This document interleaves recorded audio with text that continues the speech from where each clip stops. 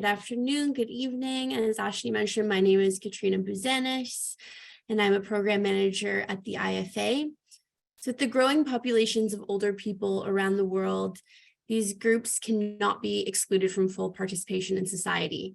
Technology and the role that it plays in our lives is continuously expanding, and more aspects of our lives are moving into the digital sphere, including communication, healthcare, consumption, and engagement with the outside world.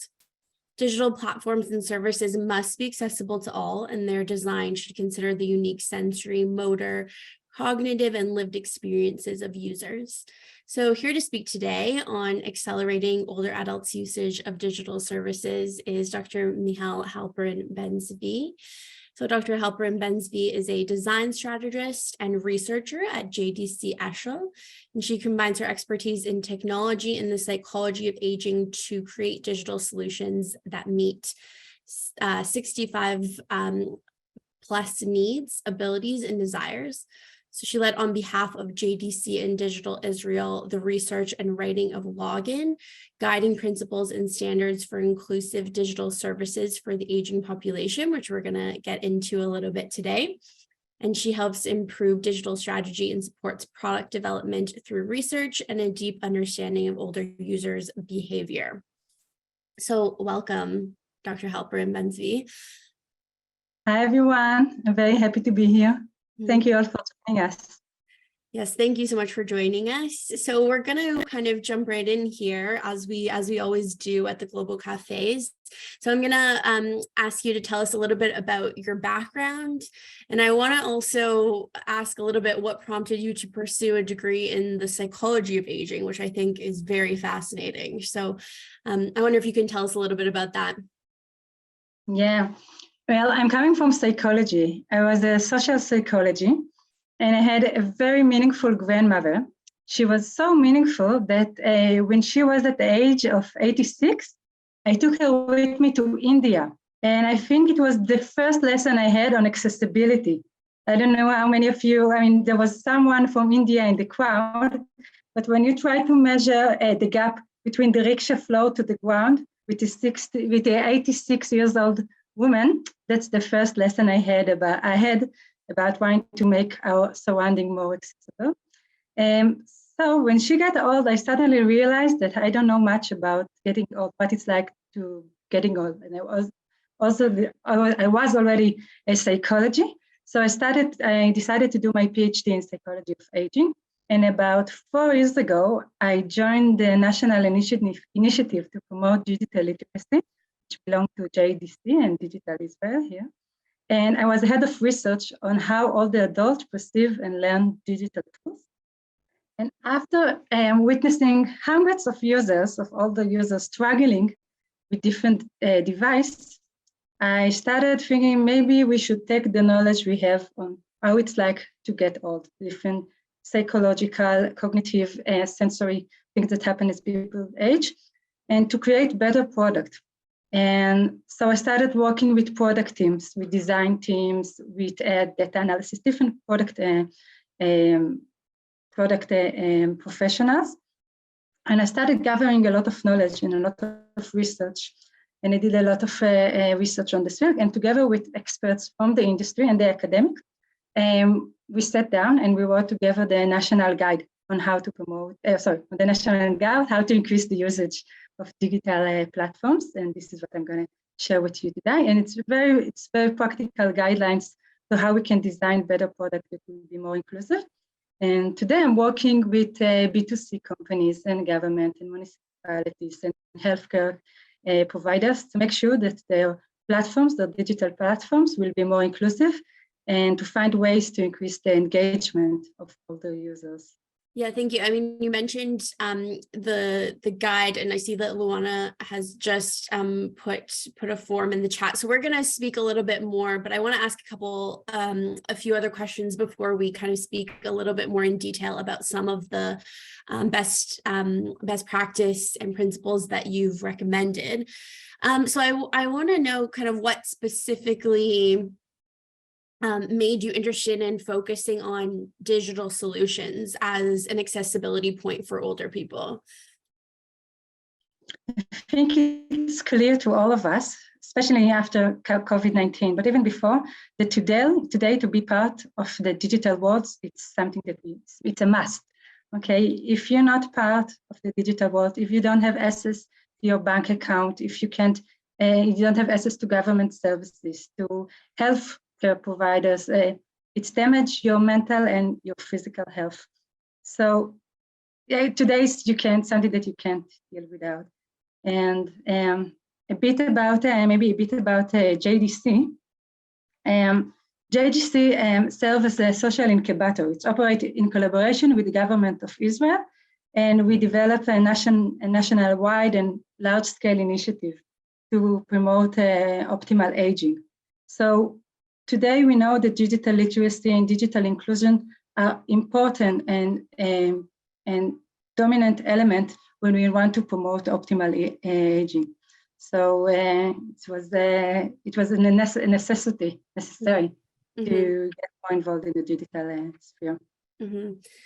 Yeah, I mean, exactly what you said. It's a necessity today. You can't really be a full, participating member of society without some sort of access to digital platforms or digital services.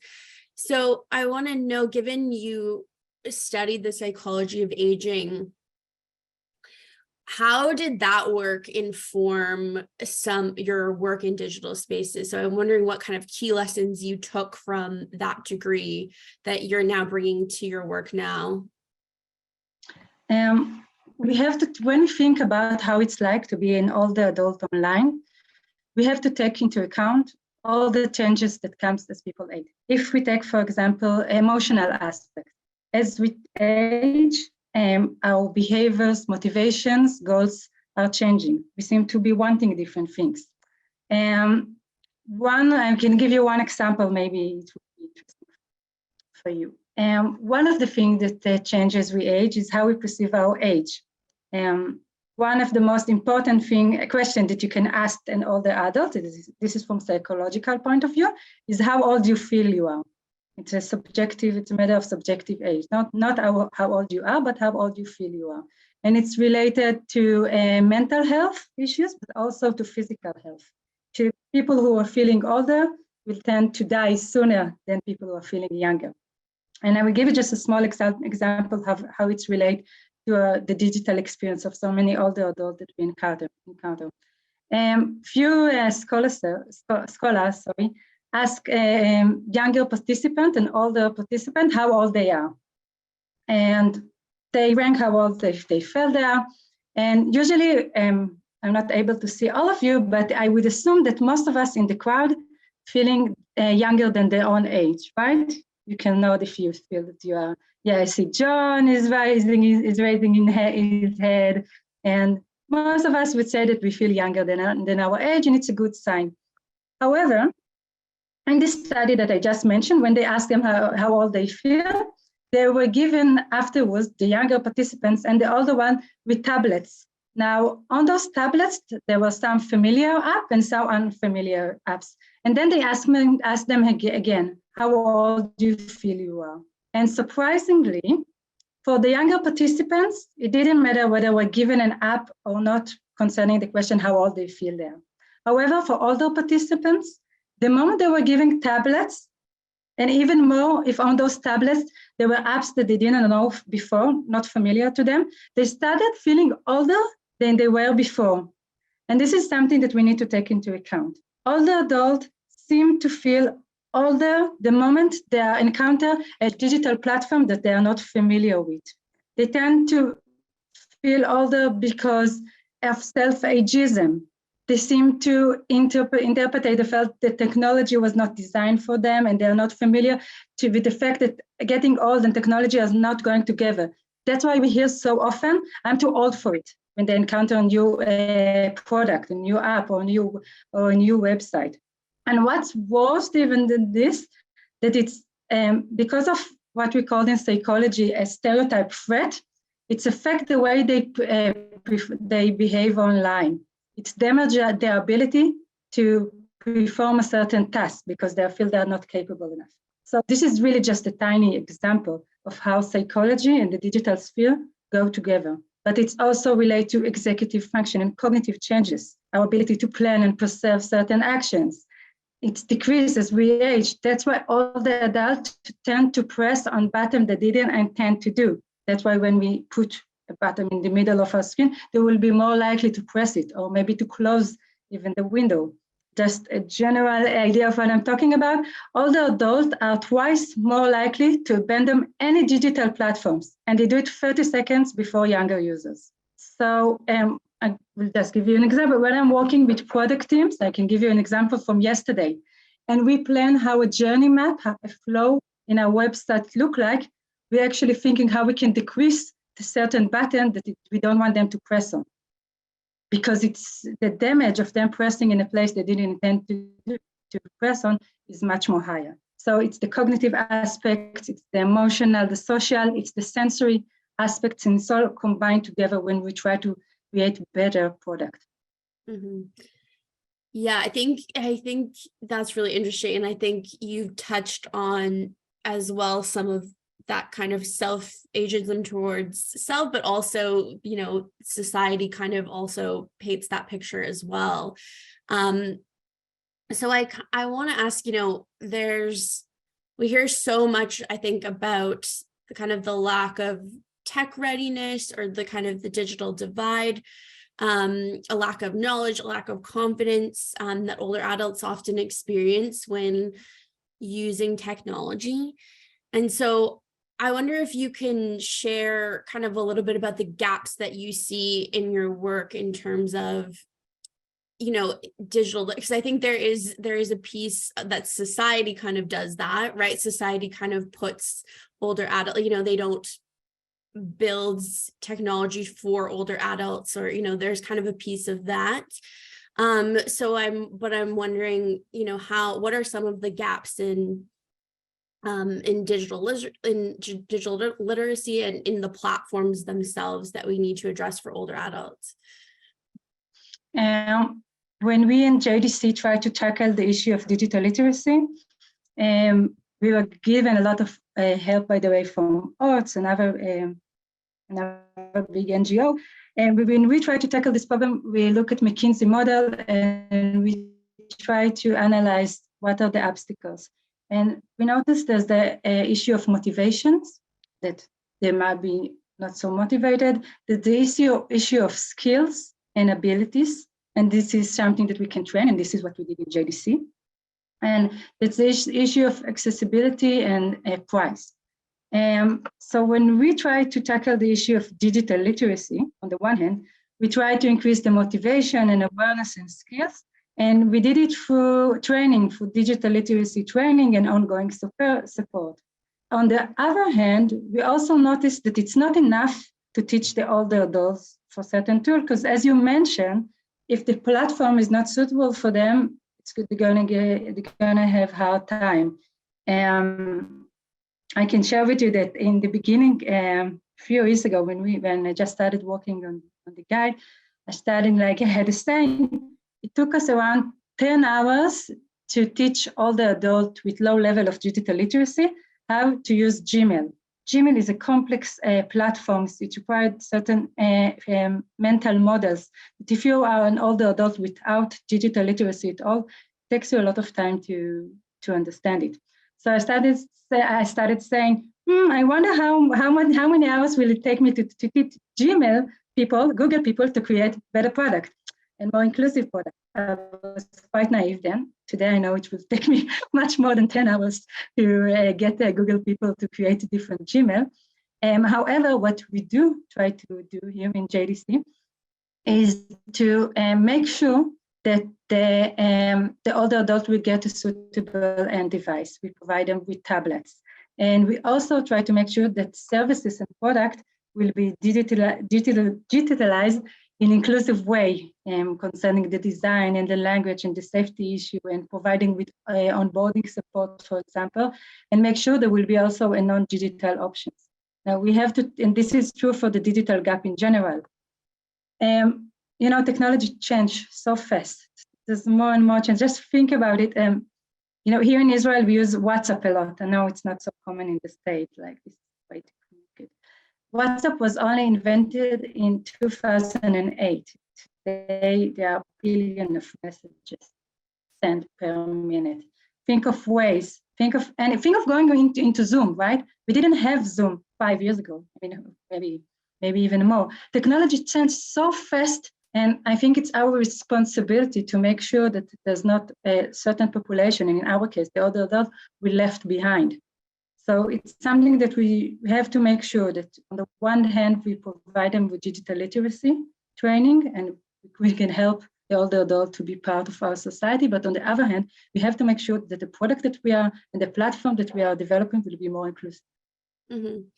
Yeah, I think there's a couple of things I want to pick up from what you said, which you're right. Technology is an ever-changing thing. It's never, ever stagnant. And so I think something that comes up in our conversations a lot is this idea that sometimes older adults, they're not necessarily always included in lifelong learning. It's like there's always a lot of learning spaces for younger people, but maybe not a lot of learning spaces for older people. And so I'm wondering how we can create spaces that foster lifelong learning, and that includes technology, but it also includes other things. Do you have any thoughts on what we need to do to kind of continue to ensure that these spaces are available for older adults? What we did, we are working together with the government, in collaboration with the government of Israel. So what we did was courses and training and ongoing training, and we provide also support after the course ended. And we make sure that the knowledge will proceed. And we try to provide them not just with the technical of like, this is how you go into Gmail, you need to press on this one and this one, but also to increase their confidence and to increase the way they perceive the digital world and to shift their mental model a little bit and to, as I mentioned, increase the confidence and the independence and the ability that they can do it. And this is how little by little we're able to change and to increase the level of digital literacy by providing them the support and the change them in. So we are not just teaching them the specific tools, but we also try to create more confidence, and give them guidelines for what the things that you need to be careful from when you're online and so on. Mm-hmm. Yeah, I think obviously, I don't know that I've ever made that link so closely to psychology, but the way that, you're presenting it, that link is so clearly there between those kind of psychological principles and ensuring that those carry over into the design of digital spaces and things. So I think there's something else that you've brought up, which is, I think there's often this emphasis to that, older people need to learn, older people need to keep up with technology, but not so much the emphasis on how these platforms can accommodate older people, but also just accommodate all users. So I kind of really like that you frame it in that way. And so can you kind of share a little bit about the importance of that, of kind of some of these industry leaders rethinking, making that switch to actually rethink, these platforms and ensure that the design is actually accessible to older people? Yeah. First, I'm sure that there's no one here in the crowd who wouldn't want their platforms and product to be inclusive and age-friendly, right? We all want our product to be easy to use. We all want, although you won't be here if you want a wish for your product and platforms to be more inclusive. However, the problem is that most of us are thinking, we should just give it to some design company and tell them that we want all the adults to be able to use it. And it's not enough. When we analyze how platforms should be like, I'm looking at three main things. I'm looking at the architects and the navigation how you can orient yourself on the website. I'm looking at microcopy, the language, the product is talking to me, and its design. And one thing that we should put on the table, accessibility does not mean usability. Making your platforms and product accessible does not mean that it would be usable also for all the users. So what do I mean? First, we want to make sure that there will be an easy operation of the interfaces. And I mean large spaced out objects. So the operation would not require a fine gesture. As we age, our hand regulation tend to decrease, and it's harder for them to press on a certain button. So this is one thing we should take into account. Another thing is the easy visibility of the screen. So high contrast, high font, and so on. However, I do need to say that design for older people does not mean that it will be ugly. I'm saying it loud and clear because quite often we find companies designing for older adults and making just a poor and ugly design. So it doesn't, I mean, it has to be ugly. Another thing we are looking at is clear language and simple interface. For example, we need to make sure that the user can control the rate of progress and he can go back in any certain time. It sounds obvious, but I'm working with a lot of companies that struggle with this issue. And we should use familiar words and a clear and simple phrasing. For example, when the user encounter an error messages, for example, error messages are exactly the messages you get when you go into a place that you didn't intend to be. For example, are you sure you want to delete all your inbox? Or page 404 was not found. Most of us, especially older adults, would not necessarily be familiar with the error messages that page 404 was not found. That's why we should pay special attention to the error messages that we are writing. So it should be very clear and they will know what to do. For example, we are sorry, it's we who lost this page. Here's what you can do. Go back to your homepage and so on. And we also need to make sure that the orientation would be easy. So we should minimize, for example, the number of choice the user must take. And we should text tags along the way with graphic icons and make sure the design will be consistent and so on. So there's a whole theory and research about how it should be designed. And we will provide you with with guidelines for design teams. It's for professionals, people who designed those platforms. And it's the job, this is something that we need to understand. Making your platforms age-friendly, it's not something that you do along the way. It's something that you should devote energy and research and time in order to do so. And there are guidelines and just certain things that you should make sure it's done. It's not as simple as it is, and I have a lot of experience working with many companies. It's something it could take some time and efforts to make sure that your platform would be suitable for all the adults as well. But it's worth doing so. Mm-hmm.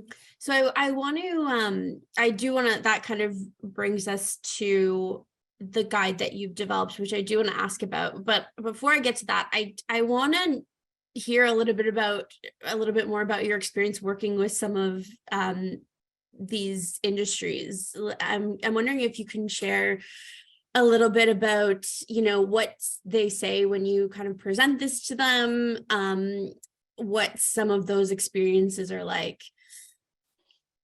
Okay, so deep breath. I feel like you took a deep breath before you answered the question. It's a big question. Okay, I should divide my answer to two. Mm-hmm. When I'm talking with the industry, I can divide it to two different type of people. One of them will be the design teams. They're usually very pro inclusive design. They find it very important. They are convinced it's important. And then they reach out to their stakeholders, to the product manager, to the CTO, whatever. And then in many cases, they bump into a lot of ageism, saying, we shouldn't invest time and effort in this age group. It would take us too much time to make sure that our product will be more suitable for them and so on. There's a certain type of group. Like there's a lot of ageism still today in the industry. Second group are people who realize that it's money who's lying on the floor. Okay, they are the older adults are the fastest groups of e-commerce now online. They spend more money than ever before. They're more online than ever before, and they are the group who actually realize the potential of making the product more age-friendly.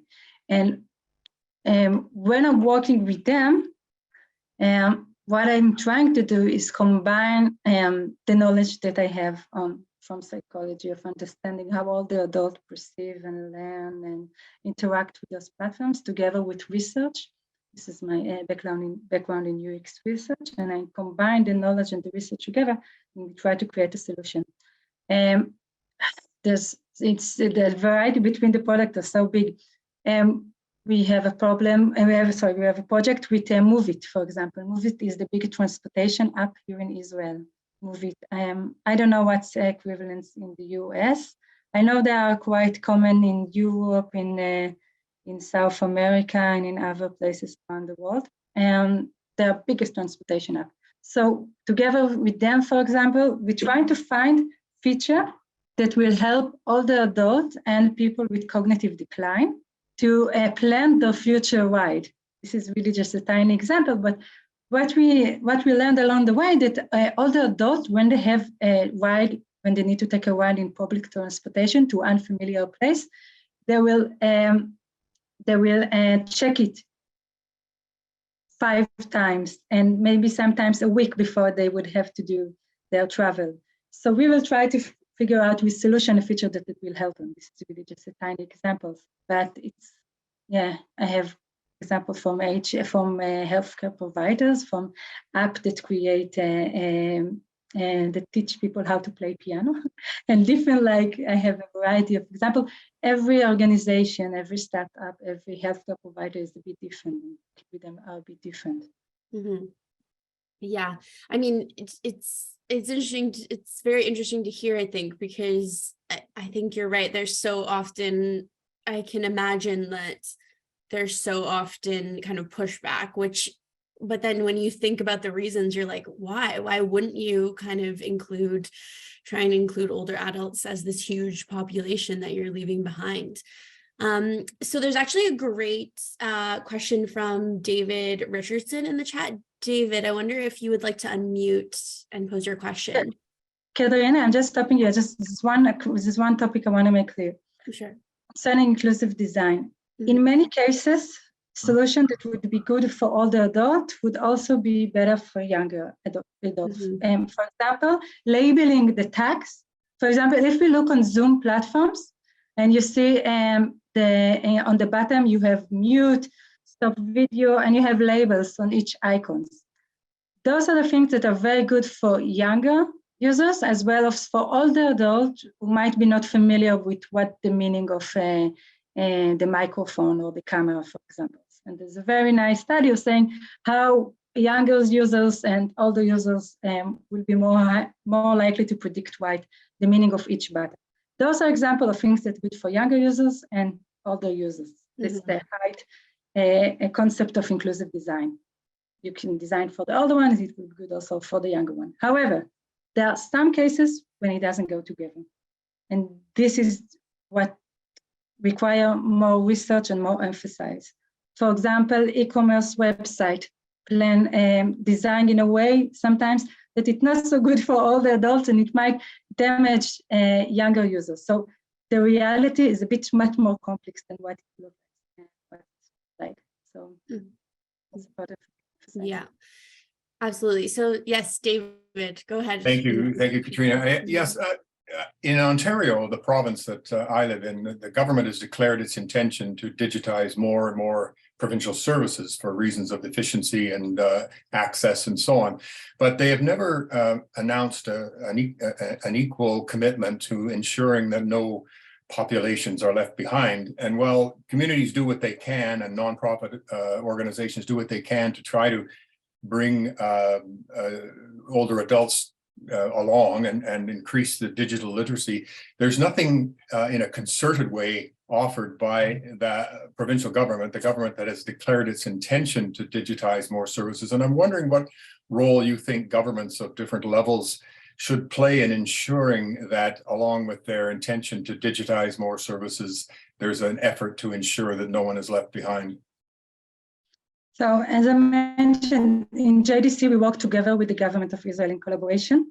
And I am proud to say, I'm laughing because I'm proud to say that we are, that today the government implemented our principles and our courses as part of what they are doing. Actually, each municipality got a budget for improving digital literacy.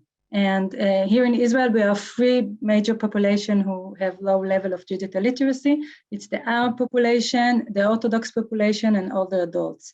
And we have a budget, the government does have a budget to train those populations.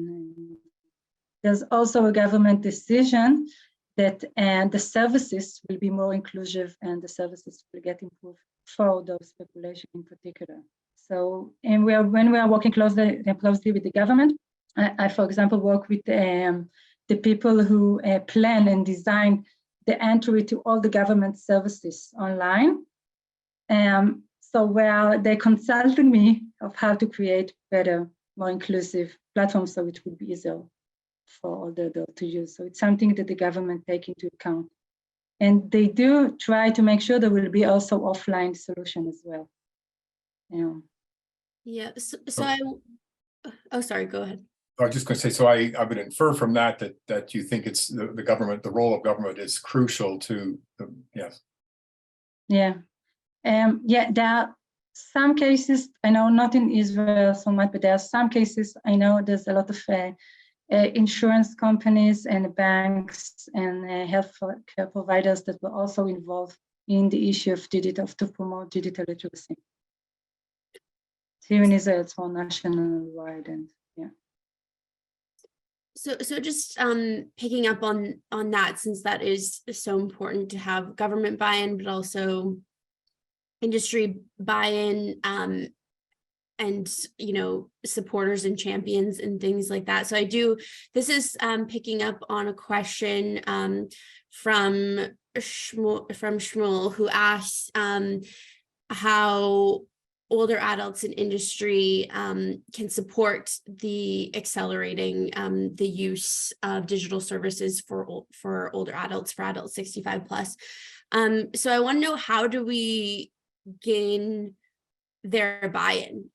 Kind of how do you make the case that governments should support, that industry should support, and prioritize this? Okay. As for government, we know that the digital gap influenced the economic and social capacity of the government. So national-wide, at least in Israel, it's quite obvious today to the government that it's important to support the fact that the digital service will be more inclusive and digital literacy, because as it's not just in the individual level, we know that it's damaged their mental health. As you mentioned before, not being able to go into my bank account, to know where the next bus is coming, to get health. Vaccine, for example, in COVID-19, you had to book online. So it's quite true from the individual point of view, but also from the society, for the higher level system. It's also quite clear today that it's also important for the society to be money-wise, it's more economic. That's when we're talking about insurance, banking, healthcare providers, government, and so on. But also the private sectors suddenly realize more, and there's more and more understanding of the potential for them to include, and they're more money-wise. There's one study that showed, it was quite an old study, that showed that when a company invests 10% in their budget in design, it can expect an increase in 83 increase in their income just because they design better product. It was quite an old study, but I feel that step by step there's more understanding of the potential and its needs to create product that older adults can use. So I can see those two processes go together. Mm-hmm. Yeah, absolutely. So I want to now speak about some of the guiding principles that you've worked to develop. So you led the development of guiding principles and standards for inclusive digital services for an aging population. So I want to know what prompted this work. How did it get started? And also, what are some of the key recommendations and outputs that you can share? So it was a long journey. It was a long journey. It started, as I mentioned, when I started working with design team as product team. I started gathering a lot of knowledge and experience. And what I did was gathering a lot of people from the industry and the academic, and actually publish who want to join me for a journey to explore how we should create better product for all the adults. And I posted on Facebook. And I got hundreds of responses of people wanting to join. And I sorted it from people from the industry and academic and people who have experience in this field of developing and designing more age-friendly product. And I started doing learning groups together with them. And I noticed there were 5 main big issues that we're getting. It's the issue of microcopy, the language the product talked with us. For example, if you look at Zoom, we can all see Zoom, everyone. For example, the choice of writing a stop video or participants, all the microcopy, it's the language the product talk, it's UX writing. And there's one subject. The second subject that we noticed was the idea of orientation and navigation. Older adults tend to scan the screen different than younger one. They use different search strategy. There's a lot of interesting study how, when you design a digital platforms, nowadays you have tools that you can see where people are looking at. And older adults tend to look at different places on the site, and they tend to spend different time on a certain location. So the idea of navigation and orientation on this site was another thing that we took into account. The third thing we took into account was design issues, colors, font, contrast, all these issues. Another thing that we started looking at is registration and sign in. Nobody likes to sign in, right? You can nod if you agree. Thank you. Nobody likes to sign in. Nobody likes to give his email address. All of us have a hard time doing it. So even more if you don't remember your email address and it's hard for you to find certain icons and so on. So we divided the whole section about registration because it's a big pain point. And what we also learned along the way, and I dedicated a whole chapter about it, it's how we do research with older adults. Most of us are already familiar and understand that we need to take all the adults as part of the design team, what we call design partners. They're not, in many cases, they are not really a design partners. We have to be honest on this one. So we try to, Dvora was saying password. Password is a big pain point. I totally agree. I have a lot to say about it.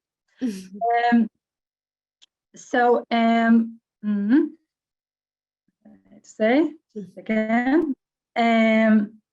About research. Most of us already understand that we have to involve all the adults in the procedure of developing platforms. However, it's important, especially since we are talking about the most diverse age group. One of the principles and the guidelines I wrote on the guide was trying to think who you choose to take to your study, for example. In some cases, I can give you an example from one of the banks here in Israel. They told me, we took all the adults to our focus group, for example. We did like a usually usability test. Our 8 participants have 8 participants. So one of them was an older adult. However, when the diversity is so big, taking just one participant is not enough. So it's also who you choose to take as a design partner, how you listen to their feedback, what you ask them. So all of those things are things that we should take into account. It's the navigation and orientation, it's the microcopy, the UX writing, it's the design issues, and we should pay special attention, to registration issues and to research issues as well. Yeah, I think some great recommendations, and I wonder if you just want to share how people can find that, and what some of the next steps are for sharing it and for people using it. Yeah, so I had on the chat, and I can share it again, a form to give your details and your email address, and I will send you next week the guide with there's a lot of guidelines. It's very practical. It's very I hope you will find it very friendly, and you can give it to your design team, of course, and so on. We nowadays, as I mentioned before, we are working to implement this guide in strategic areas that are important for optimal aging. So here in JDC, we are working together with the government, with municipalities, with healthcare providers. And we also implement this guide in design institutes, and it's already part of the syllabus. When a student go to design schools, to an academic, this is part of the things that he's learning according to. And we would love your help to help us spread the word. So there's going to be a form there that you can fill, and we will be happy to share it with you. The guide is free. It's going to be online. We're going to have an official landing page soon. And we would love your help to help us spread the word and make sure that it will get to as many people who can benefit from you. If you can share with us our feedback, we'd be highly appreciated as well. Mm-hmm. So you can just give your details in this form, and we will send it to you. Mm-hmm. Yeah, that's awesome. So yes, the form, yeah, we just put it again in the chat if you didn't catch it the first time. So I want to kind of ask, what do you think is the future look like for older adults and inclusivity in digital platforms? I mean, do you see progress happening in your work? Do you see that this is, hopefully going to be something that's easier, where there's not such a lag between different groups of people in at the rate that technology is moving? I'm wondering what you think about that. Yeah. First, I'm very optimistic concerning this issue, at least. I'm very optimistic because we see the digital gap, at least in Israel, is decreasing a little bit. About 4 years ago, it was around 50% of all the adults who had low level of digital literacy. Today, we're talking about 40% of them. So we see number decreasing slowly, which is a good thing. Another thing that I also see, I can see a lot of understanding in the industry and in the government, and a lot of understanding of its importance, and more and more companies and more healthcare providers understand these issues and understand they need to take some action to make the product more inclusive. So I can see those two. Yeah, I'm quite optimistic. And however, we do need to be clear that there will always be a gap.